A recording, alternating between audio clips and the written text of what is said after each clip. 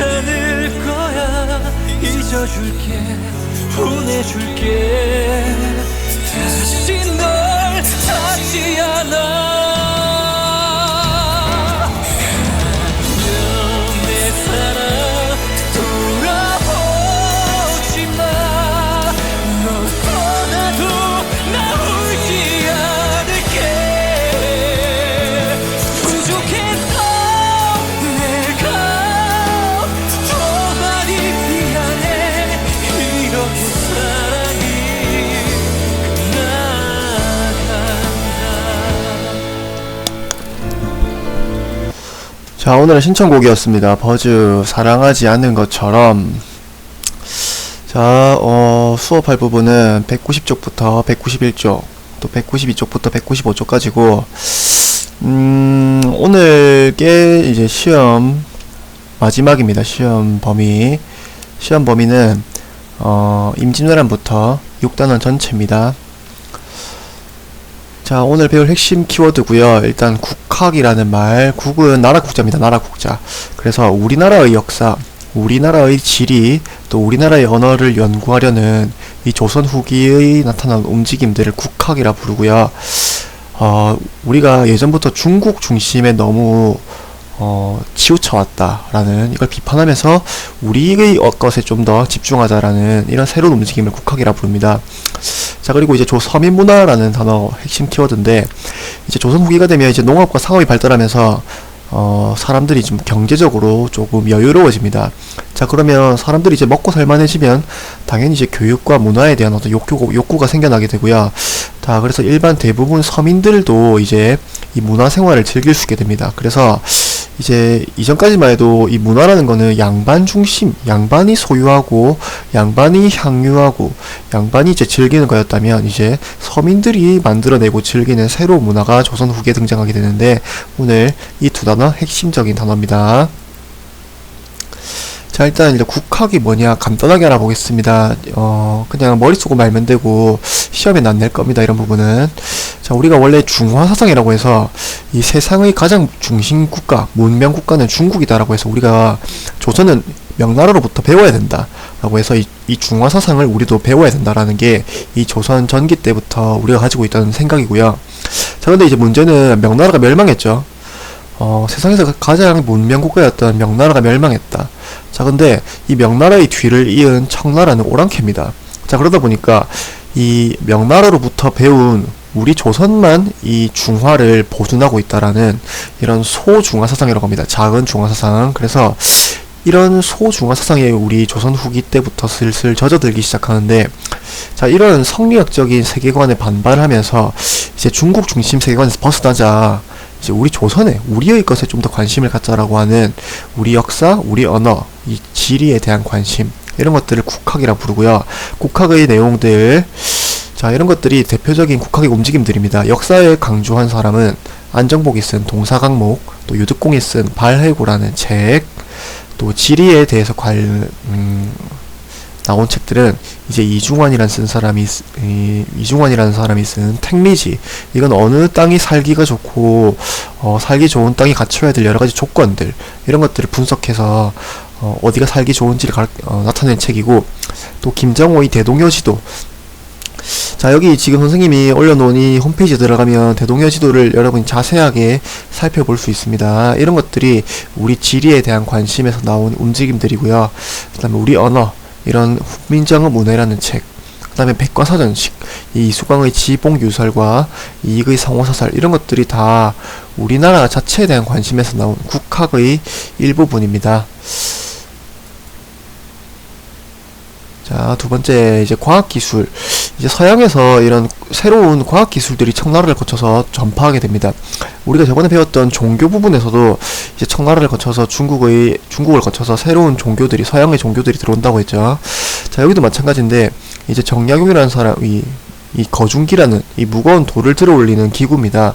자, 그래서 이런 걸 이용해서 수원 화성을 지을 때 활용을 하기도 했었고요.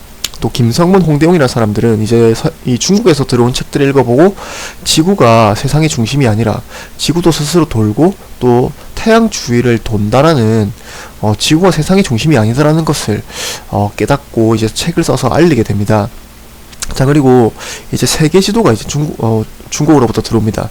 이 곤여 만국전도라는 이 지도가 들어오게 되는데 이게 조선 사람들의 세계관에 큰 변화를 끼칩니다. 자, 이거 서술형 시험에 선생님이 출제하겠습니다. 조선 전기와 후기, 이 조선인들의 어떤 세계인식 변화를 나타낸 것인데, 자, 일단 이 왼쪽에 있는 것은 혼일 강력 대국도 지도라고 해서 1402년 조선 전기 때 세계 지도입니다. 보면 이 중간에 중국이 엄청나게 크게 있고요. 그 다음에 조선은 옆에 이제 조선도 역시 엄청나게 크죠. 자, 나머지 나라들은 아주 잘 몰랐기도 하겠지만 굉장히 단순하게 그려놨습니다. 자, 그래서 이 지도 중간에 있는, 자, 이거는 중국이 세계의 중심이라는 겁니다. 조선 전기 때만 해도. 자, 근데 이제 후기로 가보면, 자, 이거는 후기의 지도입니다. 천하도 지도라는 정족대 지도인데, 보면 이제 얼추 이제 세계의 어떤 대략적인 어떤 지리적 지식을 갖게 되죠. 지금의 우리가 갖고 있는 지도와 비슷하고요. 그 다음에 이제 중국도 어떻게 보면 세계의 어떤 일부분이라는 겁니다. 중국이 세계의 중심이 아니라. 자, 그래서 중국보다 더 큰 나라들도 많죠, 보면. 자, 그러니까 이런 조선 후기 때 지도를 보면 중국도 이제 세계의 일부분일 뿐이라는 거. 그래서 조선 사람들이 여러분은 선생님이 이 지도에 대해서 어떤 것을 알 수 있느냐 물어보면 여러분은 이런 조선 사람들이 중국 중심의 세계관에서 벗어나고 있다는 것을 보여준다라고 여러분은 서술하면 되겠습니다. 알겠죠? 서술형 시험에 출제하겠습니다. 자, 어쨌든 이런 식으로 이제 과학기술이 발전되면서 지구가 공전하기도 하고 자전하기도 하고 또 이런 중국 중심 세계관에서 벗어나면서 조선인들이 세계를 바라보는 인식이 변하고 있다는 것을 우리가 알 수가 있습니다. 자, 역시 서민 문화, 아까 말했듯이 이제 경제적 여유가 생기면서 문화생활에 대한 욕구, 그래서 이 서민들이 즐기는 문화가 생겨나게 됩니다. 대표적으로 한글 소설들, 이제 홍길동전이나 춘향전 같은 소설들, 그리고 뭐 또 이외에도 흥부전, 이런 것들 우리가 잘 알고 있는 이야기들이죠. 이런 이야기들이 이때부터 이제 서민들이 즐겨 읽을 수 있도록 한글로 만들어져서 서로 책을 열심히 읽어갑니다. 자, 근데 이제 책을 읽어 나갈 때 이 조선 후기 때 되면 책을 빌려주는 책 대여점이 생깁니다. 그래서 이제 서민들이 책을 읽고 싶으면 책 대여점에 가서 돈을 주고 빌려오고 이런 식으로 읽는데, 자, 재밌는 것들이 있는데, 이 새책점이라고 합니다. 새책점. 책을 빌려주는 책 대여점을 새책점이라고 하는데, 이제 이때 사람들이 책을 빌려가서 깨끗하게 보고 돌려주는 게 아니라 또 막 자기들이 낙서를 막 해가지고 이제 돌려주기도 합니다. 보면 지금 남아있는 낙서들입니다. 보면 이 책 주인은 봐라, 이 책에 낙서가 많은데 네가 다시 보수해서 이걸 빌려줘야지. 이 책 주인을 욕하는 거죠. 만약 그렇게 하지 않으면 이거는 패드립입니다. 패드립.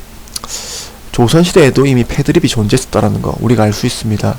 그 다음에 뭐 한 장 빼놓고 이걸 빌려주는 나쁜 놈, 이거 완전 나쁜 놈이죠. 우리가 책을 돈 주고 빌렸는데 제일 중요한 부분이 한 장 빠졌다 생각해보세요. 완전 열받겠죠.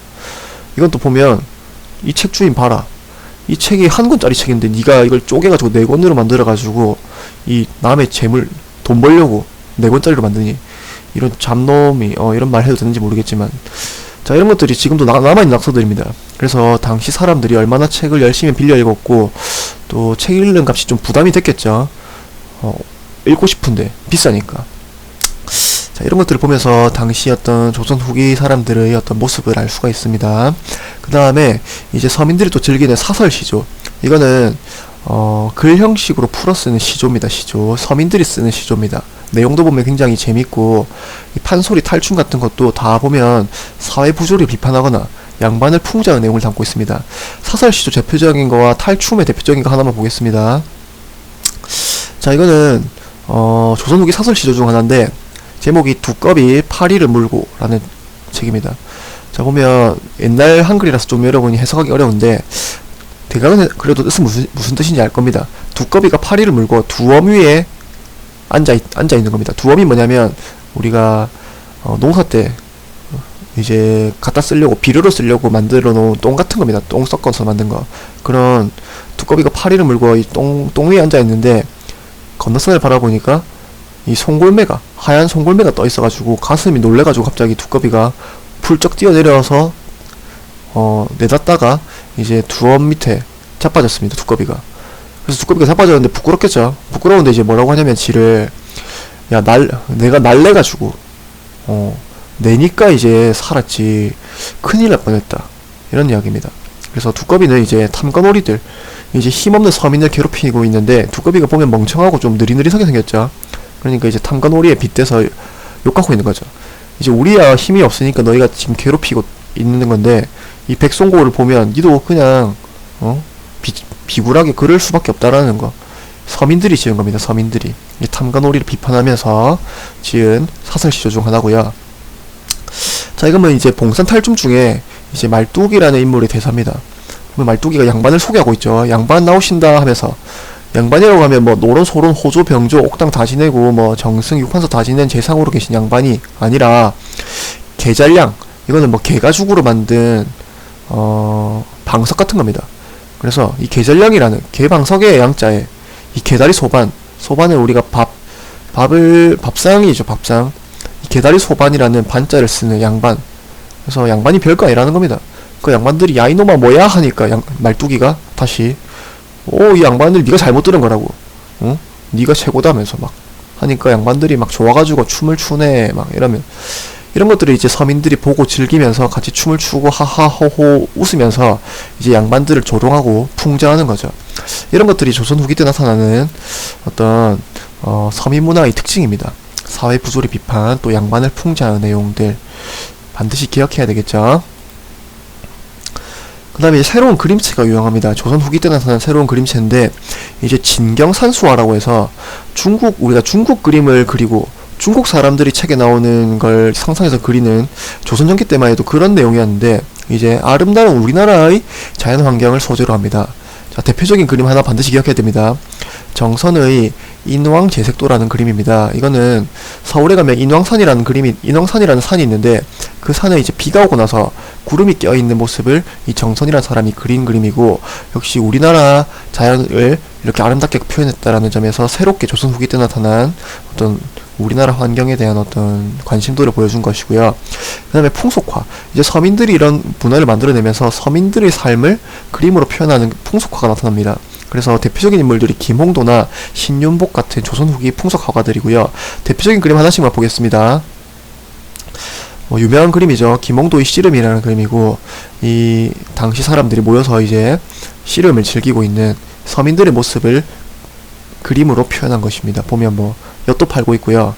뭐 다같이 남녀 이 늙은 사람이든 뭐 이 갓을 쓴 사람도 있고 뭐 일반 학생 소년들도 있고 이제 구경하는 모습들. 그다음에 이건 이제 신윤복의 그림이고요. 단오를 지내는 서민들의 생활상을 표현한 그림이고요. 보면 뭐 이렇게 스님들이 숨어서 이제 여자들을 훔쳐보는 모습들을 또 볼 수 있는 아주 솔직하고 이제 서민들의 어떤 모습들을 표현한 그림들입니다.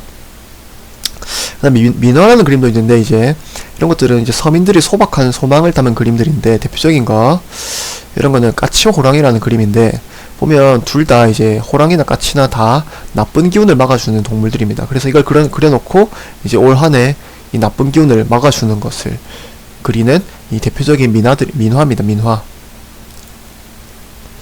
그 다음에 이제 김정희의 추사체라는 굉장히 유명한 추사 김정희가 창안한 새로운 글씨체입니다. 추사체라는 그림 역시 자신만의 어떤 독특한 필체를 창안한 사람이죠. 다 조선 후기 때 새롭게 나타난 예술적 경향이고요. 수업은 여기까지고 시험도 여기까지입니다.